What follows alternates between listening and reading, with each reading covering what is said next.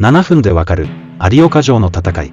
3、信長は村重の家臣である高山右近と中川清秀を味方につけるべく家臣に説得させます。説得は成功し、それぞれの居城高槻城と茨城城は織田傘下の城となりました。また朝廷を介して大阪本願寺との和睦を試みます。こちらは失敗し、大阪本願寺との戦いは継続することになります。